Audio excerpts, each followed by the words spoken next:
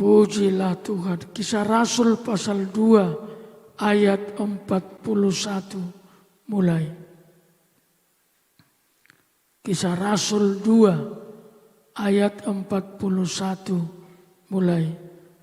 Orang-orang yang menerima perkataannya itu memberi diri dibaptis. Dan pada hari itu jumlah mereka bertambah kira-kira 3.000 jiwa. Mereka bertekun dalam pengajaran rasul-rasul dalam persekutuan, dan mereka selalu berkumpul untuk memecahkan roti dan berdoa. Maka ketakutanlah mereka dan segala kepunyaan, dan selalu ada dari mereka yang menjual harta miliknya, lalu membagi-bagikannya kepada semua orang sesuai dengan keperluan masing-masing. Dengan bertekun dan dengan sehati mereka berkumpul tiap-tiap hari dalam bait Allah.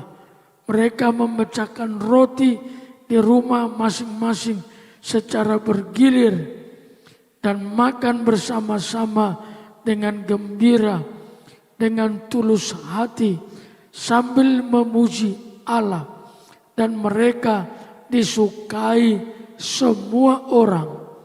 Dan tiap-tiap hari Tuhan menambah jumlah mereka dengan orang yang diselamatkan. Saya berkhotbah dari nats ini dengan memberi judul cara hidup jemaat setelah hari Pentakosta.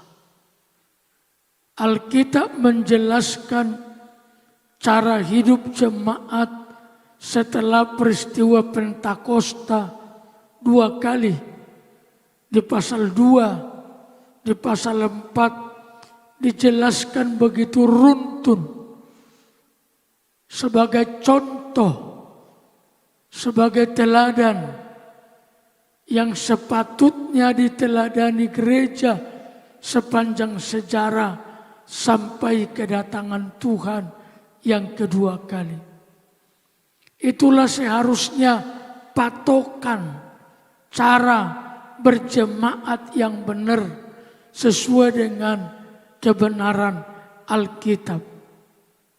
Saudara-saudara, Roh Kudus itu telah mengubah cara hidup jemaat yang pertama. Pola pandangnya juga dibuat lebih baik. Roh Kudus menanamkan satu pola hidup berjemaat yang benar sesuai dengan apa yang dikatakan oleh Alkitab. Dan gereja kita juga seharusnya berpatokan kepada pola hidup gereja mula-mula ini, supaya kita bisa berada dalam pola berjemaat yang sehat, yang benar sesuai pola pandang mereka, gaya hidup mereka, iman mereka, doa mereka, persekutuan mereka dibaharui oleh Roh Kudus. Sampai 2 kali Dr. Lukas, penulis kitab Kisah Rasul, mengisahkannya di pasal 2, pasal 4 kitab Kisah Para Rasul. Karena memang salah satu tugas Roh Kudus diutus ke dalam dunia oleh Bapa adalah membaharui dalam segala hal ke arah yang baik. Titus 3 ayat 5. Roh itu membaharui cara pandang mereka terhadap dunia, cara pandang mereka terhadap persekutuan, cara pandang mereka terhadap para rasul, cara pandang mereka di dalam berbagai-bagai kegiatan sebagai jemaat Tuhan. Saya mau jelaskan beberapa perubahan yang ditaruh oleh Roh di dalam mereka. Pertama di ayat 41, kira-kira 3.000 jiwa. Ada pertambahan jumlah jemaat. Mereka tidak mempertahankan saja apa yang sudah ada. Tetapi doa mereka seperti mata uang, maka dia berada dalam hakikatnya yang benar. Gereja itu organisme, artinya kehidupan. Maka orang percaya disebut gereja. Kita semua adalah gereja sebagai kehidupan. Tetapi di sisi lain, gereja adalah organisasi. Maka kita menyebut gereja sidang jemaat Allah itu gereja organisasi. Gedung ini disebut gedung gereja, merujuk kepada organisasi. Tetapi dari sisi kehidupannya, gereja adalah orang percaya. Kita tidak boleh berpaku saja menangani organisasinya.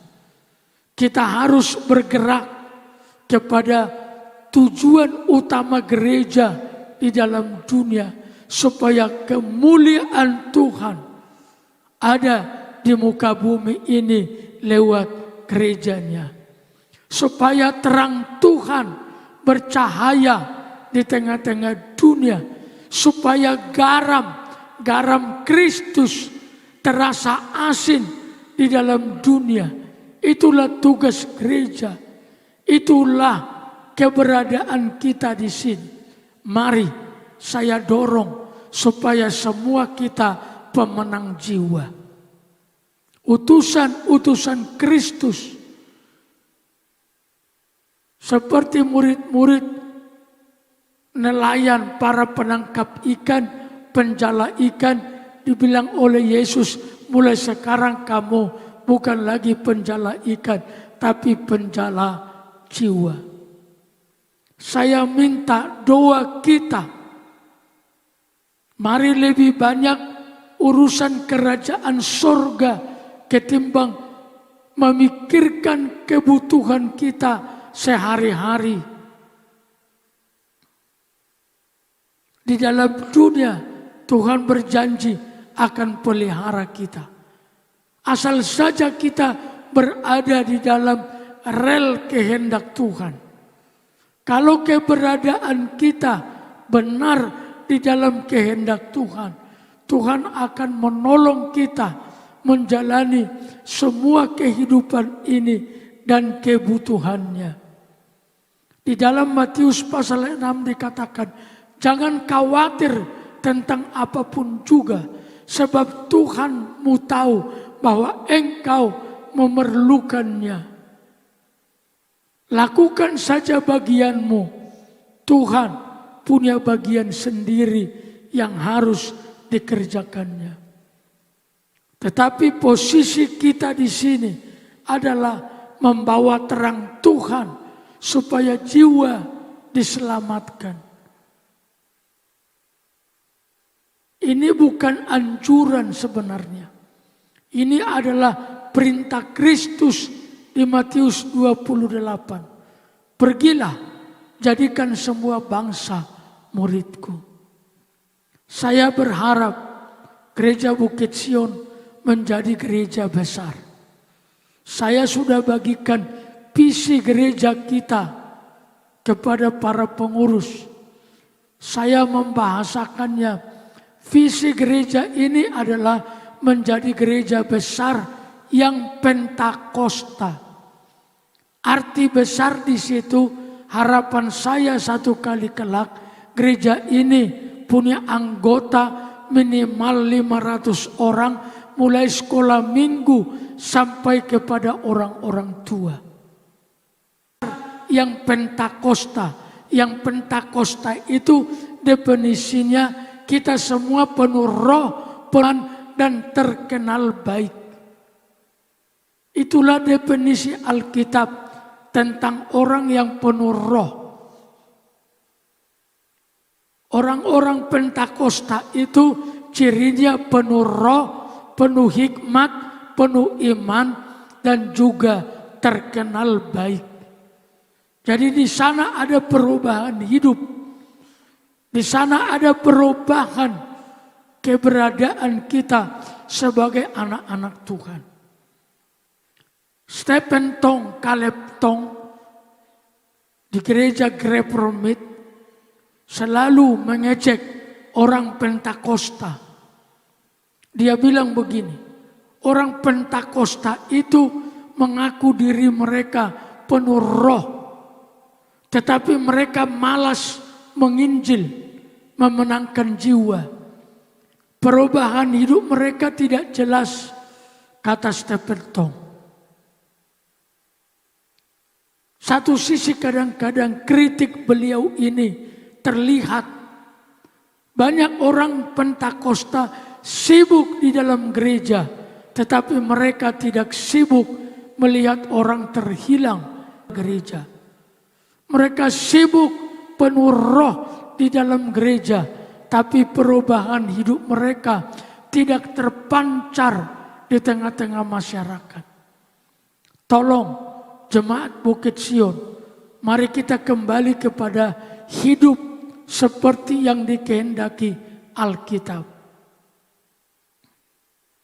Kita tidak sedang melatih diri kita beribadah saja, tapi kita datang ke gereja, belajar Alkitab, berdoa supaya hidup kita berubah, cara pandang kita berubah. Itu tujuan dari semua disiplin rohani.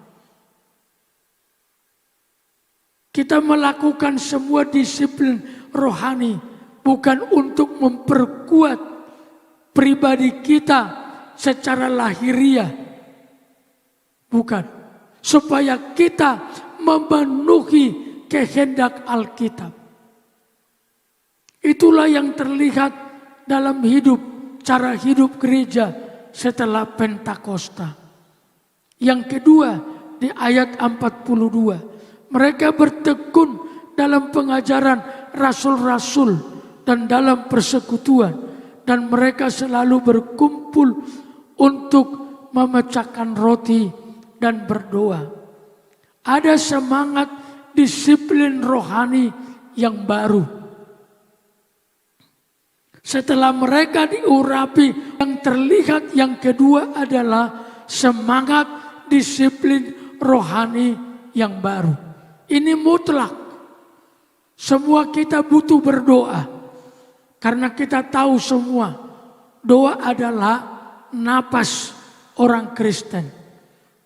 Bayangkan kalau cara bernapasnya asal-asalan, terganggu, bahkan tidak, kita akan celaka.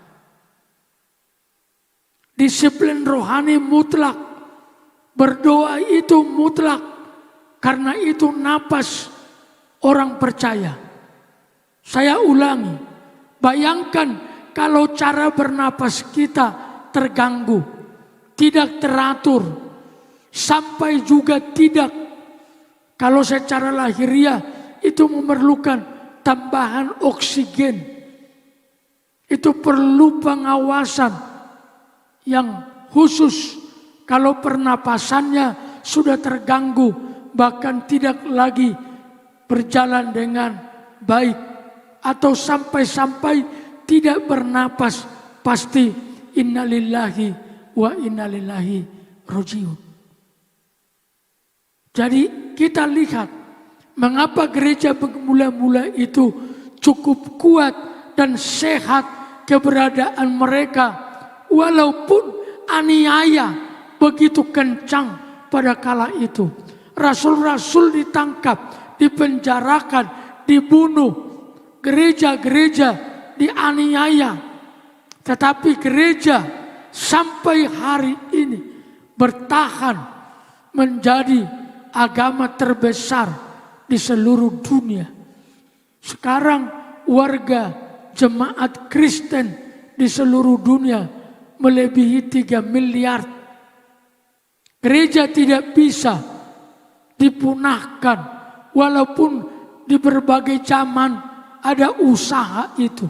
Kenapa? Karena gereja kuat dalam disiplin rohaninya. Doanya kuat, firmannya juga mereka pertahankan.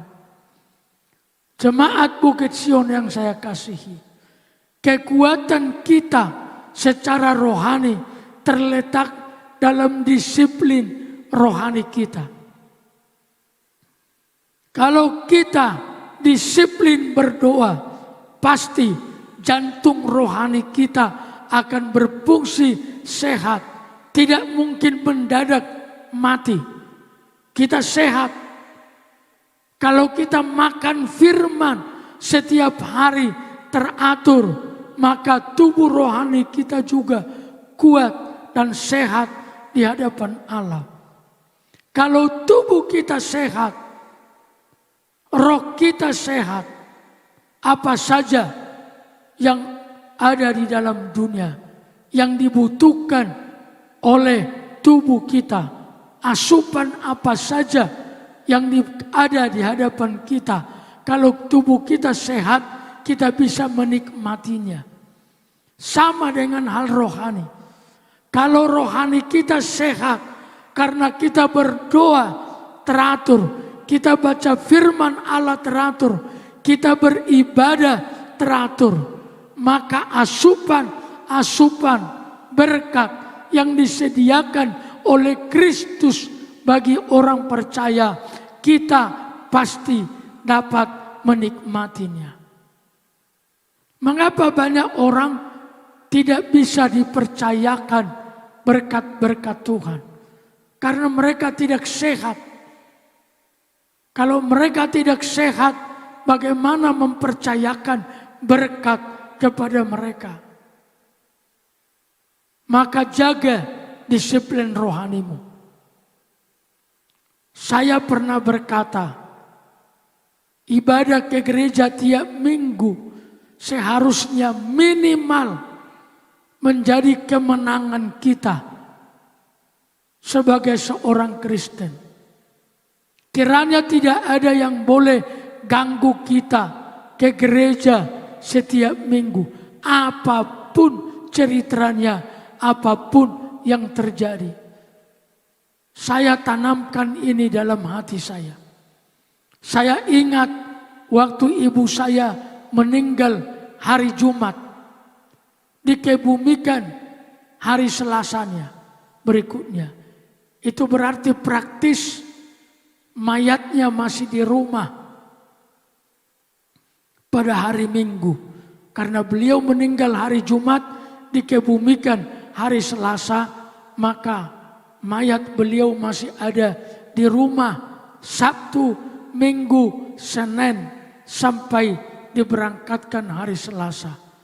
Bapak Ibu tahu, saya pulang dari Solo bersama istri saya dengan Rosemary.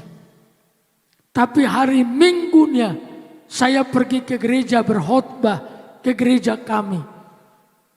Orang bertanya-tanya, manusia apa ini? Ibunya di rumah ditinggal saja. Bukan karena saya tidak tahu hormat kepada orang tua. Tapi saya tahu Tuhanku lebih perlu dihormati dari apapun. Kita seringkali lebih menjaga hubungan arisan hari Minggu, hubungan-hubungan pertemuan keluarga, reuni hari Minggu atau urusan-urusan lain. Jangan, disiplin rohani kita mutlak penting, khususnya ibadah. Mengapa? Karena Israel keluar dari Mesir sebenarnya alasannya satu, supaya mereka boleh beribadah kepada Tuhan. Inilah yang terlihat di gereja mula-mula. Semangat disiplin rohani yang baru. Doa mereka bertekun, persekutuan mereka dengan rasul-rasul, karena rasul-rasul memberi pengajaran firman kepada mereka. Saya beritahu, kalau disiplin rohani kita sehat, maka kita sehat secara rohani. Orang yang sehat secara rohani, mereka lah yang layak menerima semua perjanjian Allah karena mereka mampu menerimanya karena mereka sehat. Orang sakit itu tidak bisa menerima semua yang seharusnya dia bisa terima.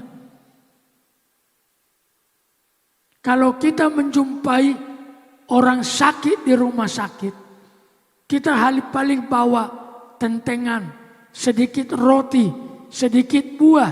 Kita tidak bisa bawa macam-macam karena dia sakit. Tapi kalau dia sehat, dia sendiri bisa bertindak, mencari apa saja yang dia perlu. Begitulah secara rohani. Kesehatan rohanimu menentukan berkat yang kau akan terima dari Tuhan.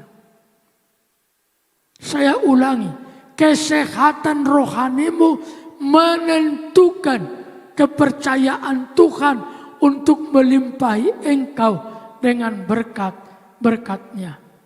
Saya sudah melewati perjalanan hidup ini sebagai jemaat, sebagai gembala.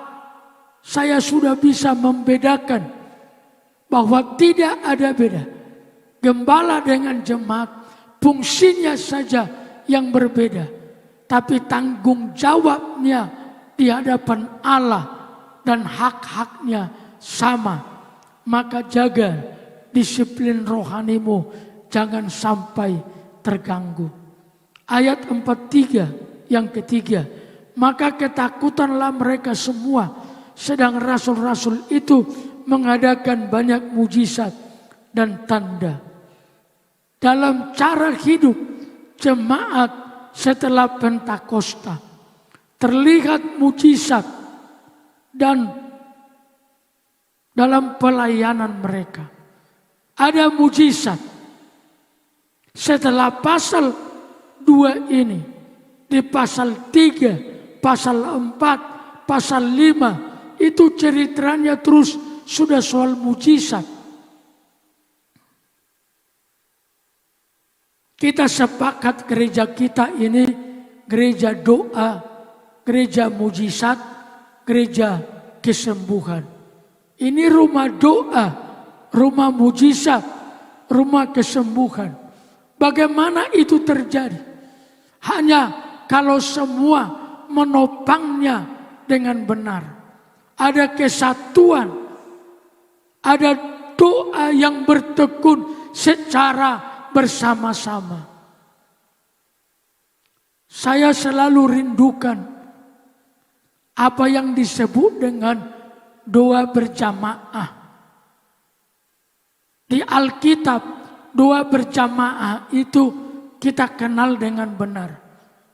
Khususnya ditulis dalam 2 Tawarik 7 ayat 13. Jika umatku, katanya, bukan perorangan, bersama-sama berdoa mencari wajahku, aku akan memulihkan hidup mereka.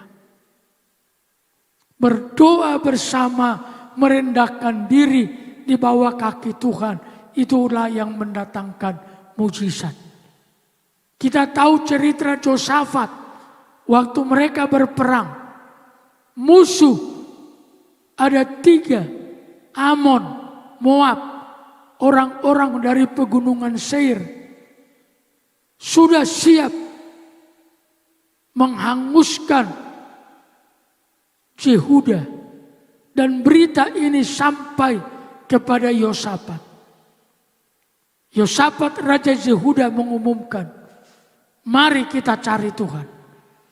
Dan siapa yang tidak ikut mencari Tuhan. Dia harus dihukum. Anak-anak yang dewasa semua harus mencari Tuhan. Lalu datanglah semua orang dari setiap kota di Yehuda bersama Yosafat mencari Tuhan. Amon, Moab, orang Seir tidak dilawan dengan senjata. Hanya dilawan dengan mencari Tuhan. Ayat itu menjelaskan, maka dibuat Tuhanlah penghadangan. Tuhan sendiri yang bertindak melawan musuh Yosafat. Caranya bagaimana? Musuh itu aneh. Mereka saling bunuh-membunuh. Sampai tidak ada seorang pun yang tinggal dari musuh itu. Logikanya, kalau musuh saling bunuh-membunuh, seharusnya ada tinggal satu pemenang akhir. Tapi ini tidak. Rupanya pemenang akhir itu pun bunuh diri sendiri. Sehingga semua musuh dari pihak Amon, Moab, Seir, hangus semua, habis, tergeletak. Karena Tuhan membuat penghadangan. Mengapa Tuhan membuat penghadangan? Karena bangsa Yehuda waktu itu berkeputusan, mari kita mencari Tuhan. Jemaat Tuhan, saya mau beritahu, kalau kita mau melihat mujizat, kemujizat terjadi dalam gereja kita, mari bersama-sama kita mencari Tuhan dan merendahkan diri di hadapan Tuhan. Dalam sebanyak peristiwa, Israel itu sering terjepit oleh musuhnya. Tapi kalau mereka sudah mencari Tuhan, mereka pasti selalu menang. Mencari Tuhan itu mutlak untuk beroleh kekuatan ekstra, kekuatan yang baru, kekuatan untuk mencapai kemenangan. Mencari Tuhan itu mutlak bagi kita semua, baik secara perorangan maupun secara bersama-sama.